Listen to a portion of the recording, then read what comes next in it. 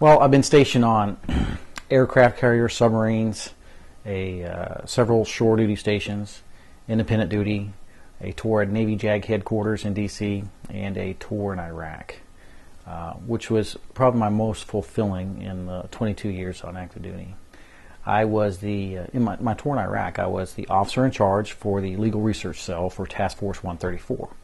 Task Force 134 did detainee operations.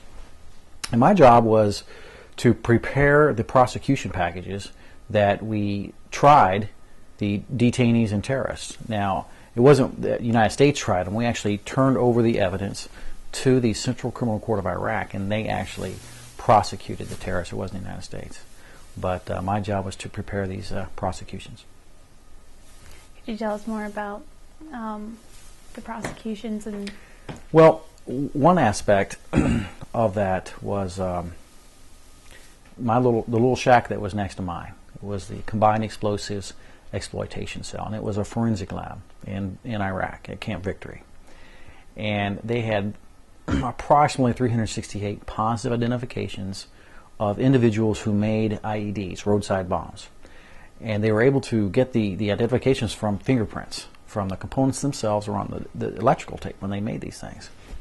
And we had over half of these folks in custody, detained in U.S. custody, and we were not prosecuting them for killing our soldiers and Marines in Iraq. And I was told, don't bother, the Iraqis will not accept fingerprint evidence, we need to move on and be more productive. Well, that wasn't acceptable.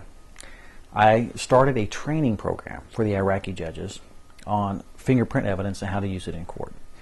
And we brought them over to Camp Victory and had the forensic scientists that we had here in Iraq actually educate the judges, let them look at the equipment that they use, show them how they analyze a fingerprint, what they look for, how we collect the evidence.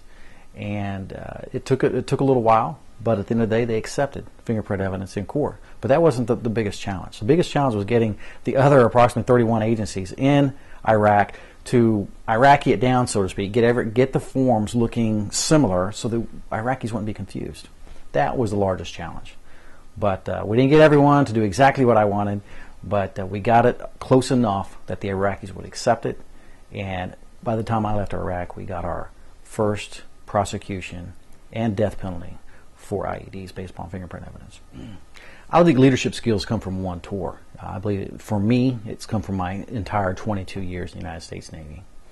From being in positions of responsibility to leading other men and women in uniform, and from the values that we learn, honor, courage, and commitment. The courage to stand up for your principles and values when other people think it's wrong, but to stand up for those values, and the commitment to see it through. And that's what I believe I bring to the table, is that leadership, which I believe we need conservative leadership in Richmond. And my loyalty is to no party, it's to the Constitution and to the people. And I'm looking forward to exercising that leadership in Richmond.